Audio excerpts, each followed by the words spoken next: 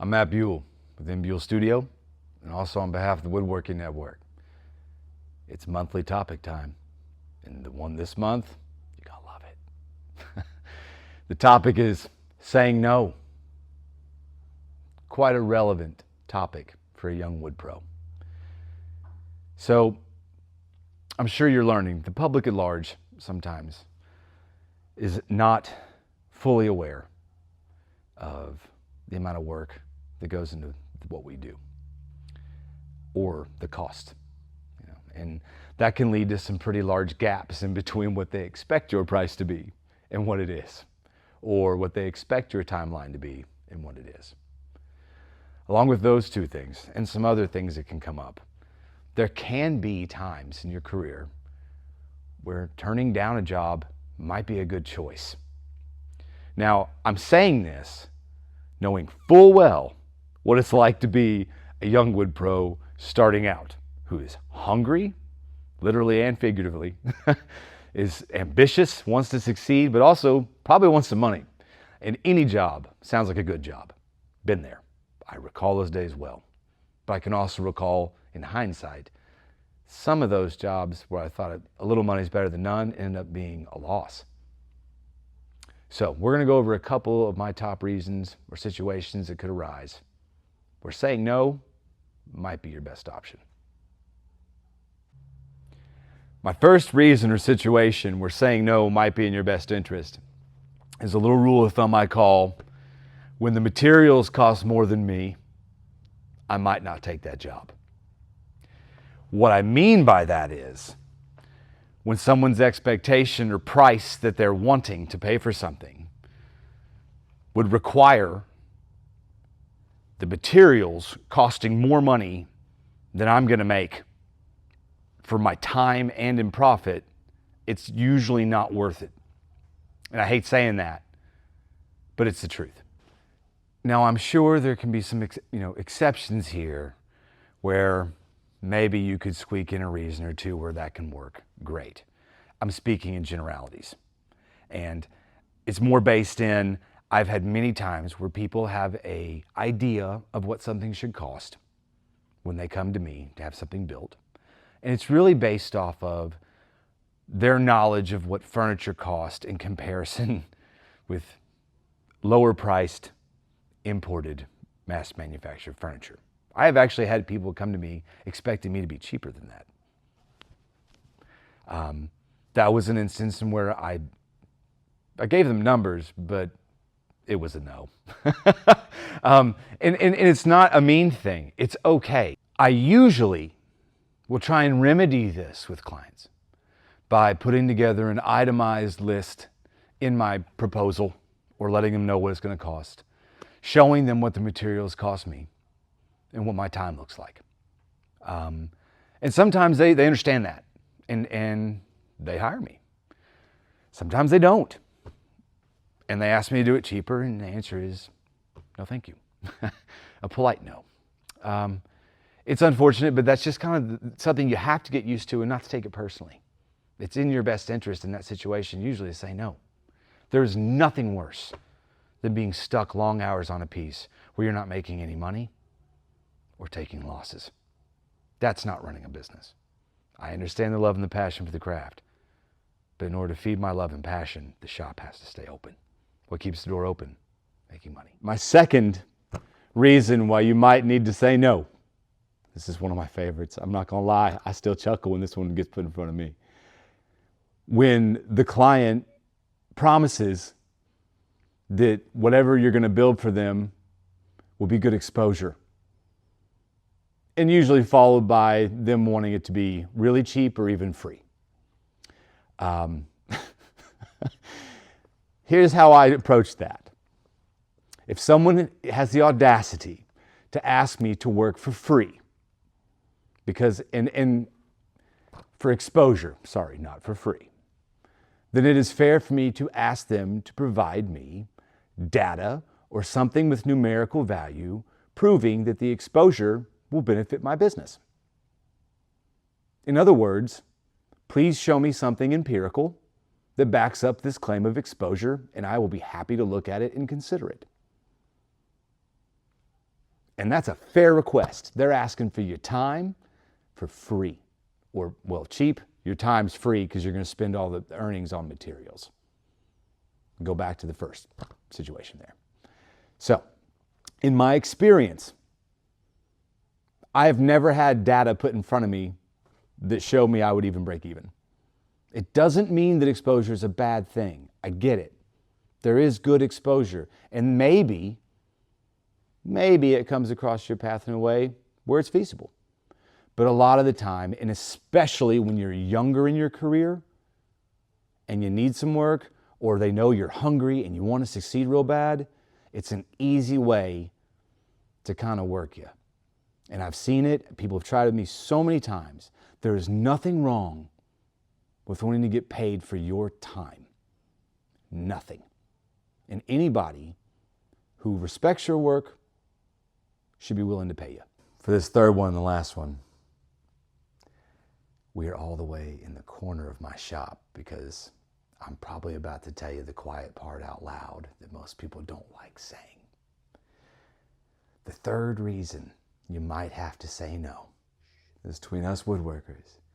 Sometimes, on the early end of doing a bid for a client, there's some red flags. Now that I've said it out loud, I guess we don't have to be in the corner anymore. Let's talk about what I mean by red flags. You know, we're not dating here. We're just trying to run a business. So examples I would use to define red flags would be like clients that make a habit of texting about work stuff after 9 p.m. You know, I mean, at that point in time, I'm winding down, hopefully get my kid to bed, spending time with my wife. Like, it's not worky time.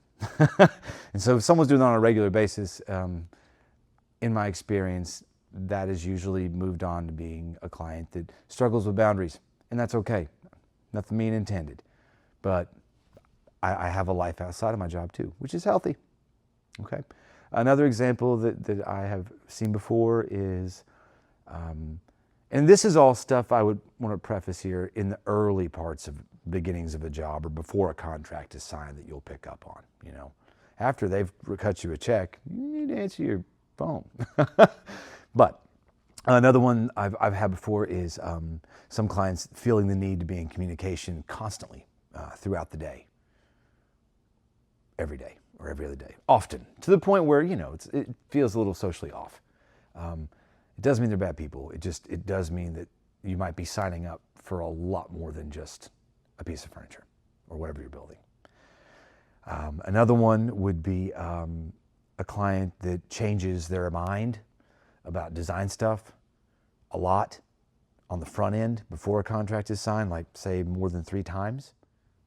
I won't sign a contract unless I'm 100% firm that they're 100% firm on what they want and what's being delivered. But when we're going back and forth a lot, another red flag. It doesn't mean you shouldn't take the job. What I'm trying to say is when a lot of these red flags are adding up in a short span of time before a contract is signed, I say no. And it's not to be mean. I've learned through experience. This is a tricky one though, because you can't really say no. Because then everyone's going to think you don't want any work. And this is the quiet part out loud that's been around in the trades for a long time. And I'm telling you, well, because I'm obligated to. As a tradesman, I want you to know this and not learn the hard way. If you don't want to just tell them no, what you can do is you arrive at a price for the piece that also involves a price for working with them specifically that alleviate your concerns that potentially will crop up. It's not forever. You're not dating. It's just a job. So whatever price is going to make you comfortable answering a lot of phone calls after 9 p.m. and having constant daily communications while you're trying to work. Or in a contract, design changes after it's signed. That should be in your contract that's open to price change. That dissuades most people. And usually people don't want to fork over money until they know what they're getting. So it's no big deal. But a lot of other professionals have told me this along the way.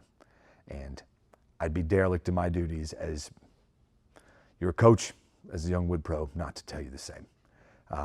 Some guys refer to it as when they have their sheet where they do bids, they'll say that's a space they reserve for soft variables. And what it really means is, look, shoot them a price that you're comfortable with, that your time and whatever extra things that aren't woodworking or being a professional might also get lumped into the job. You feel like you're going to be compensated for that. It doesn't mean be a jerk and overprice people all the time or do anything like that. You shoot a price where you're getting paid for skipping dinner with your kid to take a phone call about a beveled angle that's 1 degree off. This happens. I will say, based on personal experience, if a client's texting you about a beveled angle for a decorative trim piece being off 2 or 3 degrees at 11 p.m. at night, you should have said no. We established that saying no might sometimes be in your best interest. And I want to just kind of bring it down here and end on a certain note. It is my least favorite thing about woodworking is turning down a job, but also a build. I love building. And but it is an unfortunate reality that sometimes comes up. You know, look, I hope you never have to go through a situation where you regret not saying no. And I also hope that, you know, you're never in any of these situations that give you the thought that you should. However, you have to be open to it, that it's okay. You know, it's okay if you want to get paid. And it's okay to want to work in a sane, healthy way. I have one other little thing I didn't note earlier. If anyone, whether it's a client or someone I'm working with on site for something, if anyone speaks to me or treats me in a way that is derogatory, rude, or just downright inappropriate without any provocation, it's an automatic no. It's okay to respect yourself too. So, I'll leave you with this. Even though this kind of seems heavy and ugly, and I take no joy in talking about this stuff. Actually, that's a lie.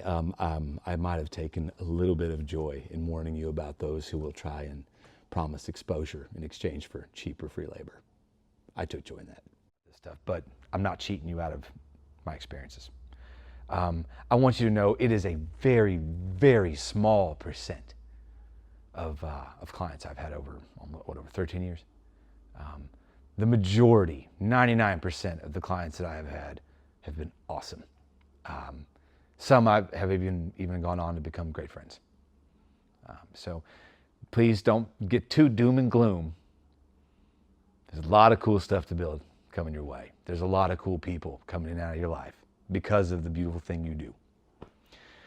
But it's okay to look at situations and say, is this healthy for me? Is this actually good for my business? That's okay. See you next month.